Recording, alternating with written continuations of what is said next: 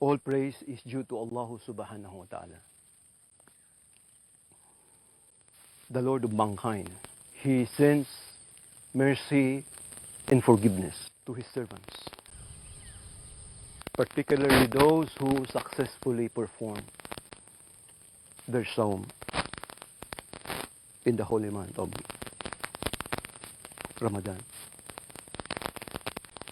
Also, our salam and salawat to noble Prophet, Nabi Muhammad sallallahu alaihi wasallam.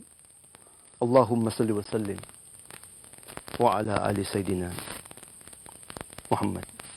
There probably is no moment in recent history where humankind is faced with such tremendous challenge. A challenge that strikes at the core of human existence, his belief, relationship, and so on and so forth. Some authors have in fact viewed this challenge of COVID-19 as akin to the effect of the First and the Second World War, except that in those wars, people know their enemies, whereas in our fight against COVID-19, we are practically at loss of who to identify as our enemies. It's not only unseen, it's also difficult of being fought against. And there is a sense of irony when COVID-19 has already struck many countries. Then the holy month of Ramadan came, with many of our brothers and sisters rejoicing and welcoming the coming of the fasting month. Except that today, the Ramadan has already left us, or we had left the holy month of Ramadan, because we are now in the first day of Eid. But at any rate, there is a metaphor into which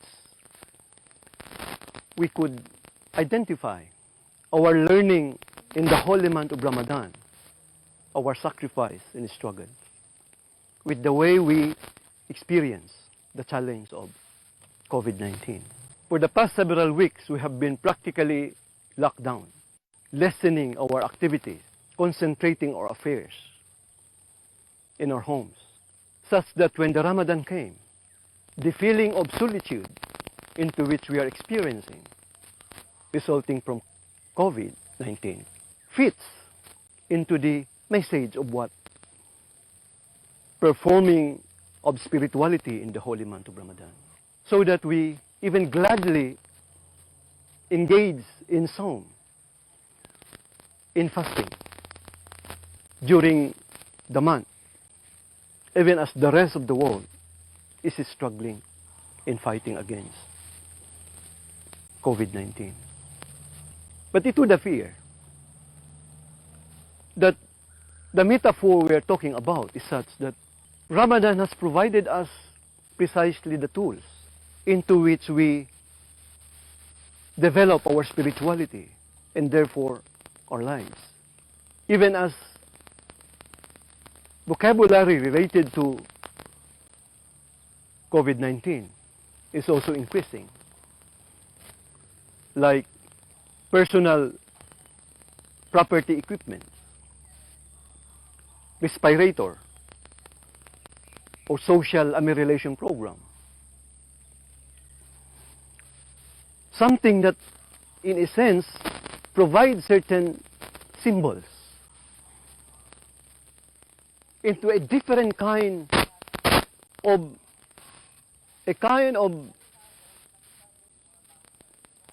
and spiritual tools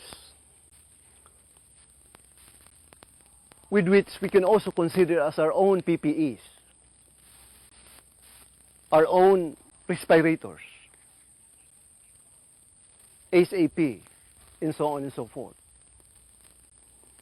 What I meant is, whereas science is trying to develop or to find answers and solutions to the challenge of COVID-19 in order to identify the cause of virus and the extent it could damage a person's or the life of a person.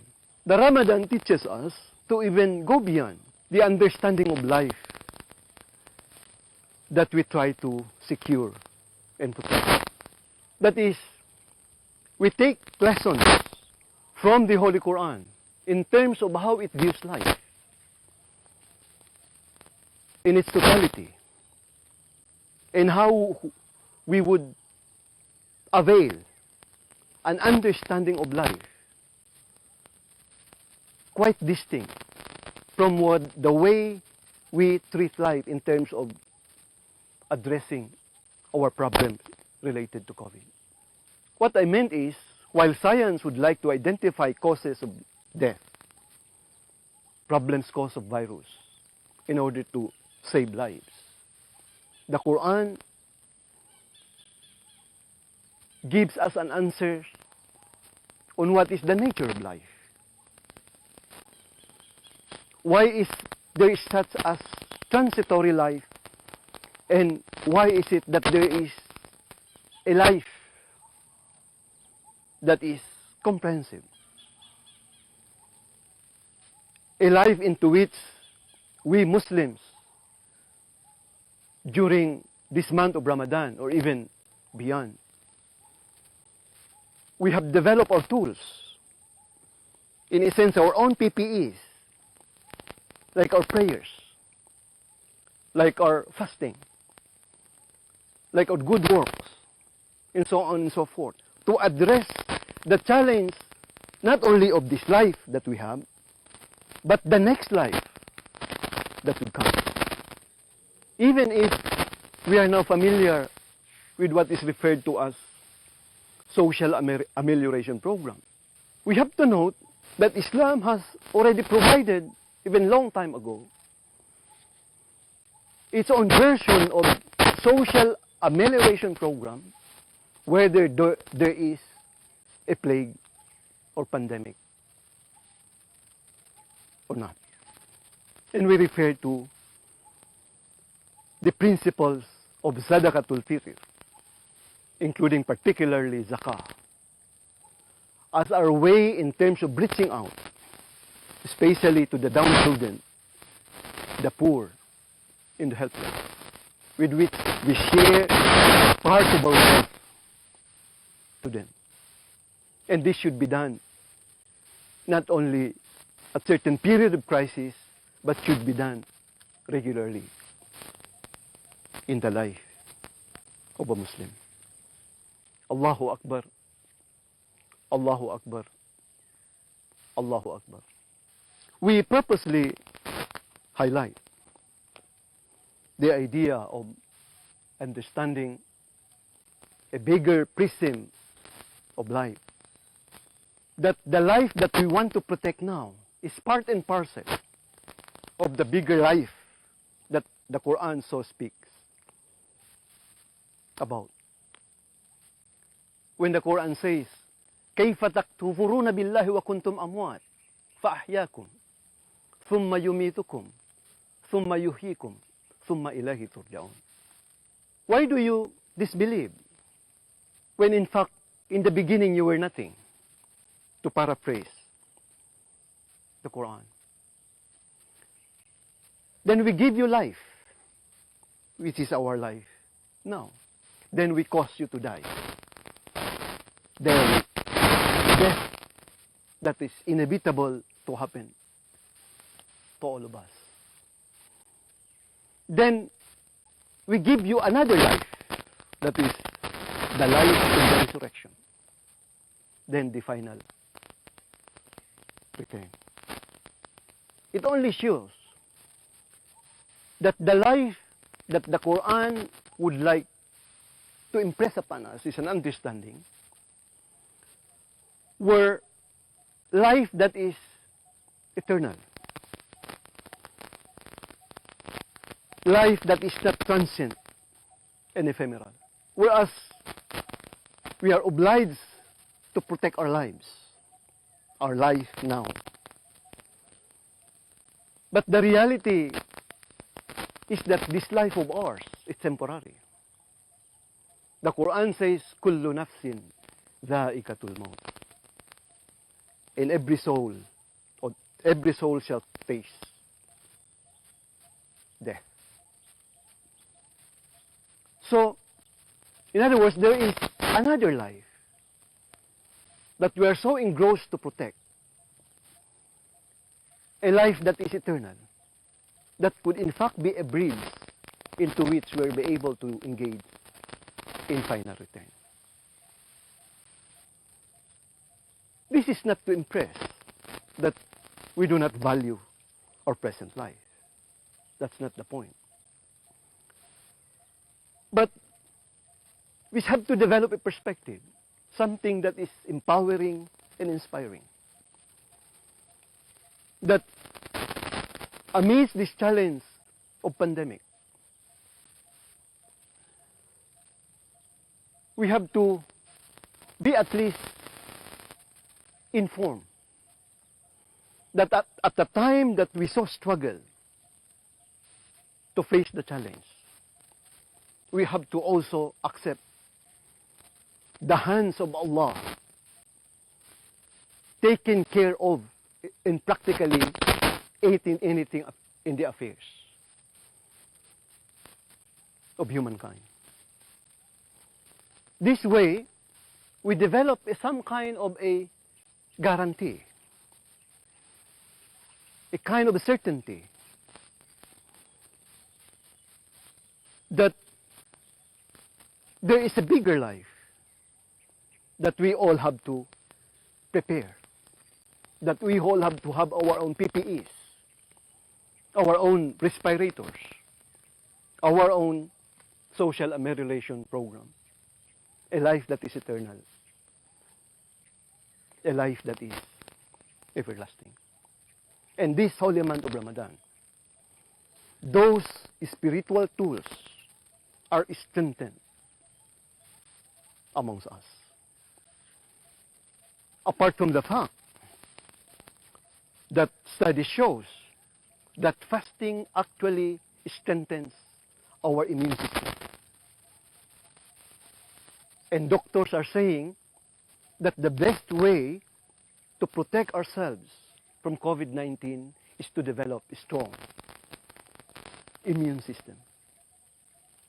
In fact, medical sciences have shown, for instance, that intermittent fasting should now become part of people's lifestyle if they want to develop themselves as individuals. Thus, by performing fasting, Muslims have actually benefited or gained two consequences, which is the heightening of his or her spirituality, and second, the development of his immune system.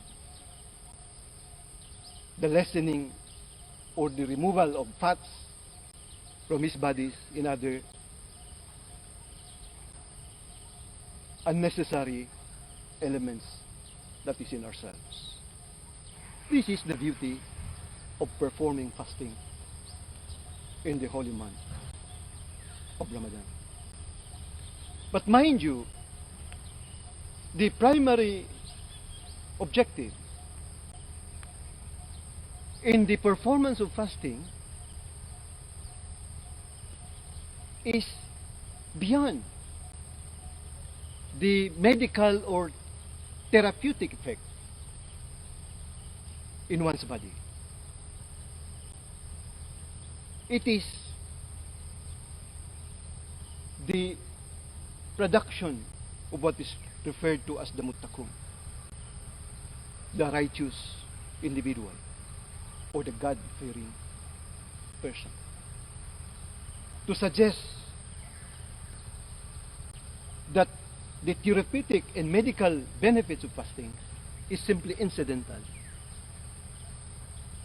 into the production of a human being who is righteous, who is pious, who is a believer, and so on and so forth. Because the intent is that when you develop a person with piety, even as also his self is also improved, then that would benefits him or her, not only in this world, but in the life to come. So brothers and sisters in Islam, we felt that there is even more reason for us to be joyful. Now that we have Eid'l Fitr, by the way, contrary to the impression or conventional celebrations of festivities,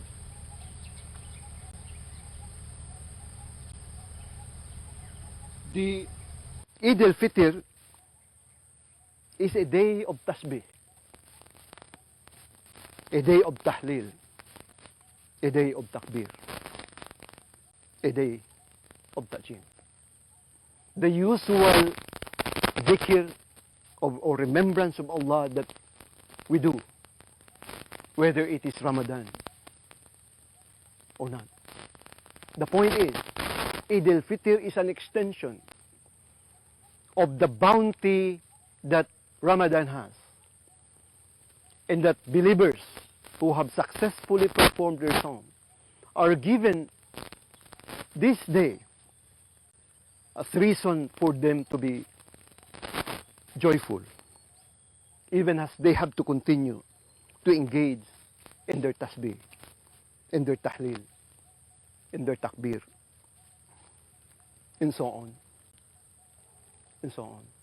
This is to impress on us that as we face the scourge of COVID, in a sense, with the Ramadan already departing us, we have to continuously be armed with those spiritual tools,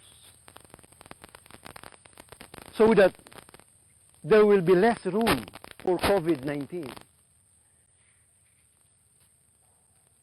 to have a play in our lives. And if it happens,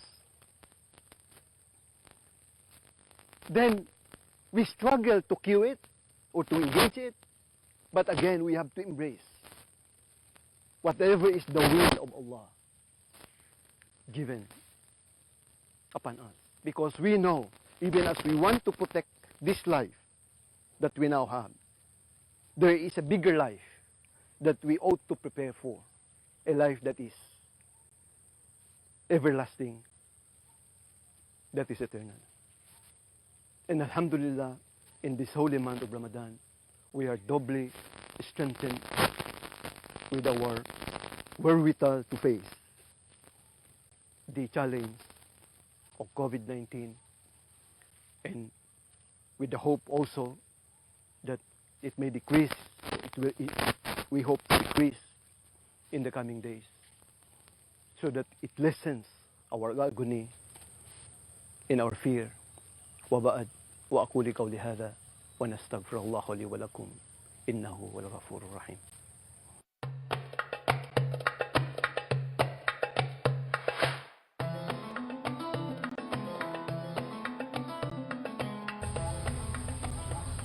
الله أكبر الله أكبر الله أكبر الله أكبر الله أكبر الله أكبر الله أكبر الله أكبر كبيرا والحمد لله كثيرا وسبحان الله بكرة وأصيلا لا إله إلا الله والله أكبر ولله الحمد.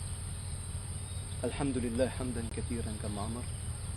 أشهد أن لا إله إلا الله وحده لا شريك له له الملك وله الحمد يحيي ويميت وهو حي لا يموت بيده الخير وهو على كل شيء قدير. وأشهد أن محمدا عبده ورسوله أما بعد. There is a short line in the Holy Quran that Allah sets forth parables for humankind. وَيَضْرِبَ اللَّهُ أَمْثَالًا لِلنَّاسِ. In fact, there are many sublime passages in the Quran that talks of parables. And the reason being is that parables are easily to grasp or easily of being grasped. like say in terms of simile, metaphor, and so on. That's the reason why we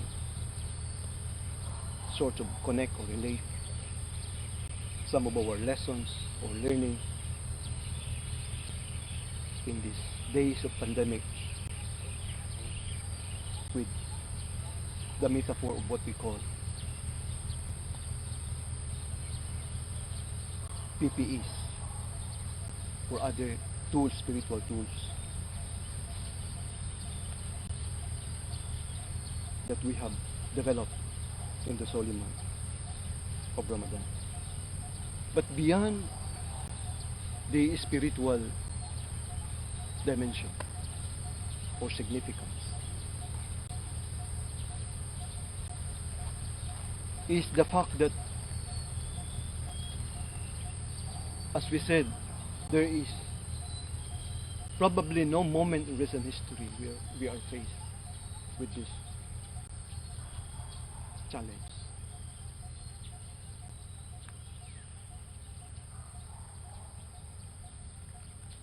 In fact, many analysts were quite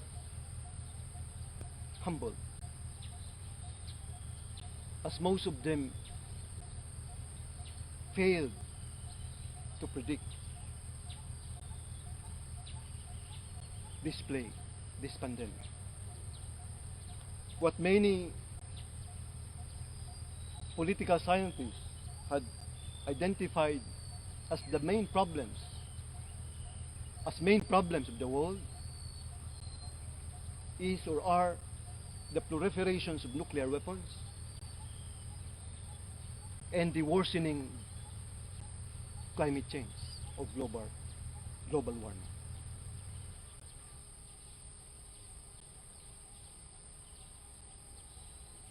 But yet there is this third force, an enemy that is invisible, that was in a sense predicted by personalities like Bill Gates, the founder of Microsoft, in his TED Talk in 2015, that the world would not experience nuclear holocaust, but rather the plague or the pandemic called coronavirus. There are, in fact, few people who had made the same predictions. In fact, because of this, we raise questions. How come these people knew beforehand the coming pandemic? For sure, epidemics and pandemics punctuated human history. But what is unique in our time is the frequency of this epidemic or pandemic. Just in recent years,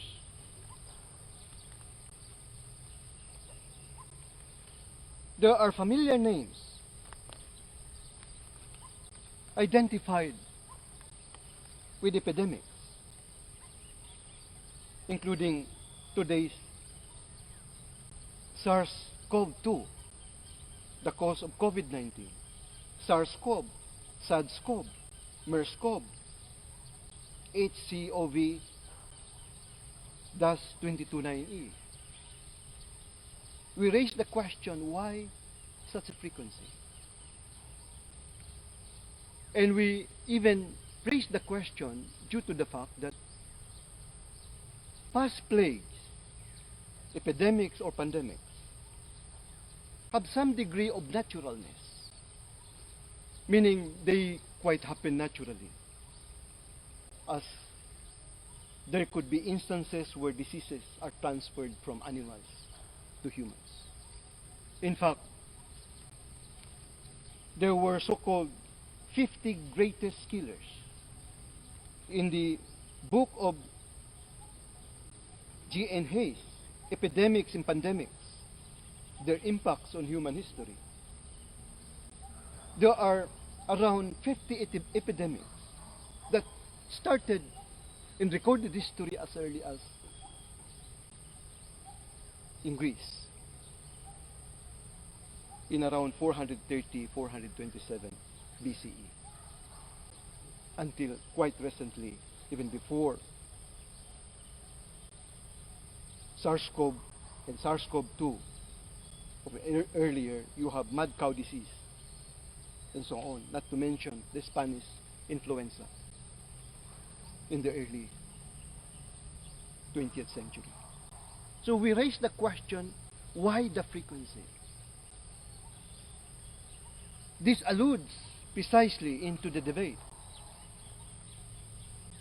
whether or not the virus that caused COVID-19 was caused naturally or was product of a manipulation in a lab or laboratory. If this is the case, then it really begs a question.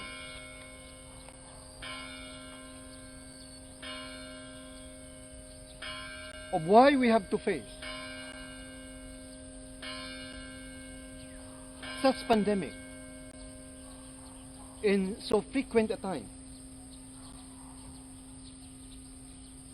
while questions are raised of what's happening among scientists and those who are in power in the way they handle what is known as bioresearch or research on bio weapons. The point we'd like to raise, brothers and sisters, is that we have entered into a phase of our history where we should even become more vigilant. We should, in fact, be even more informed. The least we could afford is for us not to be as inquisitive or relegate our rights, particularly our freedom to inquire of what's happening to us today, so that we are well informed and therefore we as individuals could face properly the challenge of a pandemic. The worst that could happen is, while in our search for vaccine to address the virus, is if the virus and the vaccines are actually controlled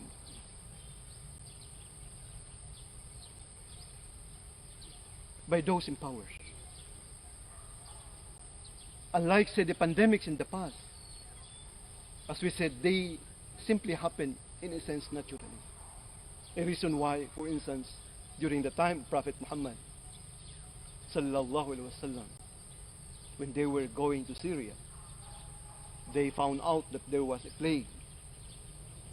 Then he prohibited his Sahaba to go or enter into the area, and even prohibited those to get out, antedating all the notions of quarantine that we now know.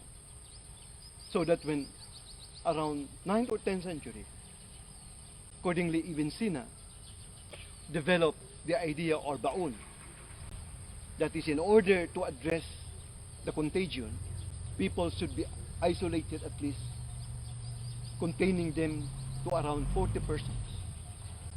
And accordingly, these studies in the 10th century reached Italy and other European countries, hence the word quarantine. The point we want to impress, brothers and sisters, is that yes, we have to become more spiritual, and we are so, especially in this holy month of Ramadan. But we are also even more obliged to be well informed of what's happening out there. Hence, we need to master science. We need to master society, culture, politics, geopolitics, most especially. We cannot separate our quest for spirituality and religiosity with the challenge for us to even understand the world around us. We have to be ulama, real ulama, who is well informed of things happening around, not only in religious matters, but in practical or affairs. With this, we can properly position ourselves in understanding, in explaining not only the science of COVID-19, but even the geopolitics behind it. At the end of the day, when we are well informed on this, but again, we frame our understanding of the challenge we face with COVID-19 with an even broader, inspiring, comprehensive understanding of what life really is. A life that is not only something that we have to live or to believe in this world, but something we also have to look forward to in the hereafter. And that we have our own spiritual armor. You know, with all the facilities, methods that we all have developed in this holy month of Ramadan. So, this will be our final message to all of us, brothers and sisters. We would like to express our Eid Mubarak to everyone. Also, we would like to extend our thanks to our friend Secretary Martin Andanar. We also would like to extend our thanks to Secretary Saidamin Pangarungan for the assistance he has extended with this program, and also to the other ulama that we have consulted. And we hope and pray that we are even more strengthened and empowered to face the challenge of our time. وبعد بسم الله الرحمن الرحيم اللهم اغفر للمسلمين والمسلمات والأحياء منهم والأموات سمعنا إنك قريب مجيب الدعوات يا رب العالمين ربنا لا تزغ قلوبنا بعد إذ هديتنا وهب لنا من لدنك رحمة إنك أنت الوهاب ربنا ظلمنا أنفسنا فإن لم تغفر لنا لنكونن من الخاسرين ربنا آتنا في الدنيا حسنة وفي الآخرة حسنة وقنا عذاب النار وقنا عذاب النار وقنا عذاب النار وأدخلنا الجنة مع الأبرار يا عزيز يا غفار يا رب العالمين اللهم إنا نقدم إليك بين يدي كل نفس ولمة وطرفة نطوف بها أهل السماوات وأهل الأراضين شهادة أشهد أن لا إله إلا الله وحده لا شريك له له الملك وله الحمد يحيي ويميت وهو حي لا يموت بيده الخير وهو على كل شيء قدير آمنا بأنه لا إله إلا الله وحده لا شريك له له الملك وله الحمد وهو على كل شيء قدير سبحان ربك رب العزة عما يصفون وسلام على المرسلين أن الحمد لله رب العالمين تقبل الله منكم منا ومنكم تقبل يا كريم